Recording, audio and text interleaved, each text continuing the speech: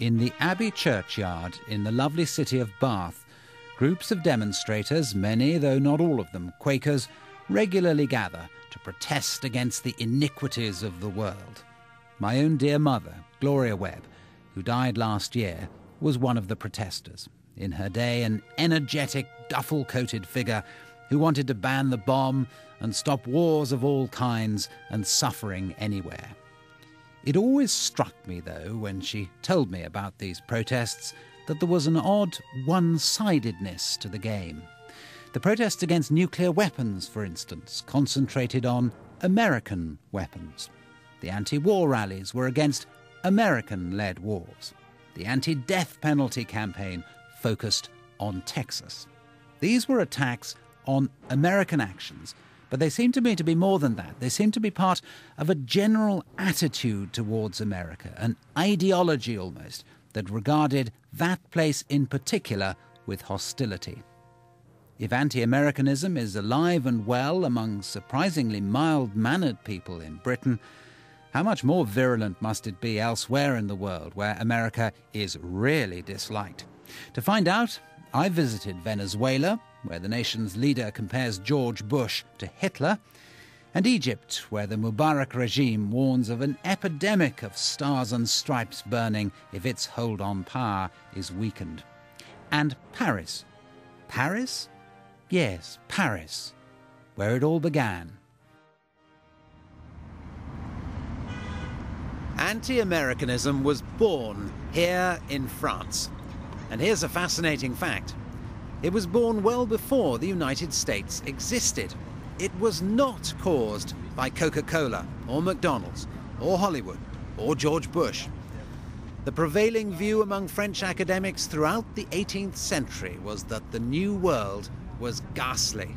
It stank. It was too humid for life to prosper.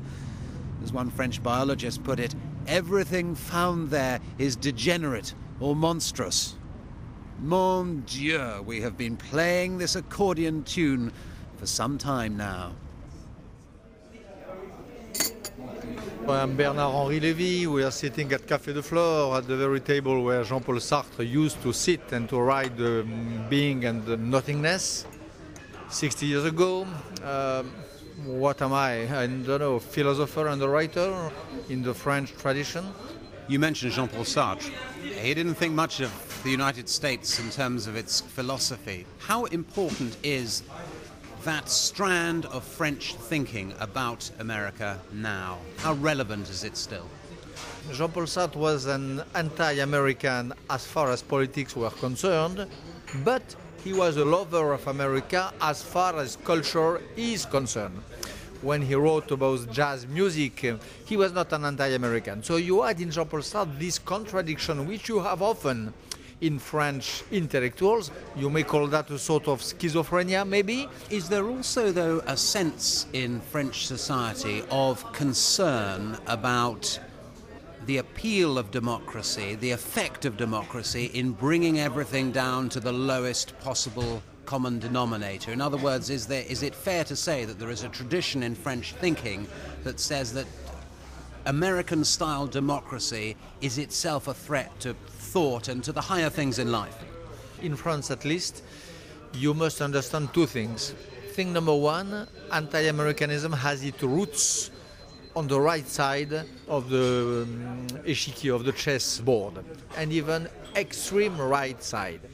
Anti-Americanism historically, genealogically, comes from the fascist tendency of the French thought. Thing number two, why? Because anti-Americanism is based on a fright, on a fear, on a hatred of democracy. America is the fatherland, the model of the absolute form of democracy. The French extreme right has an enemy since always, since centuries, which is Jean-Jacques Rousseau, which is the social contract, which is the idea of people coming from every origin, gathering and deciding by a sort of pure act of will deciding to form a nation. The French extreme right thought that this dream of Jean-Jacques Rousseau was just a dream, was just a nightmare, that it was impossible to build like this a nation out of nothing, without common roots, without common blood, without common race, without common ethnicity. And suddenly what happens? It appears the pure Rousseauist nation, starting from a pure act of will, embodies itself in the New World, in America. From this moment dates the huge resentment against the nightmare become flesh, which is America. And this comes from the extreme right, but moves, circulates to the other part of the chessboard, of course, goes to the left and goes back to the right, and so on. But this is the real story of the anti-Americanism in French culture. It's easy to find examples of the process Bernard-Henri Lévy describes, this migration of the virus of anti-Americanism hither and thither in the French body politic. In May 1944, Hubert Beuve-Méry, the founder of Le Monde newspaper, certainly not a mouthpiece of the right, wrote this: "The Americans," he said, "represent a real danger for France, different from the one posed by Germany, or the one with which the Russians may, in time, threaten us. The Americans may have preserved a cult of liberty, but they do not feel the need to liberate themselves from the servitude which their capitalism has created." In other words, the foundations of the American system are flawed. In fact, we're back to the idea that the New World stinks. James Caesar of the University of Virginia pulls it all together.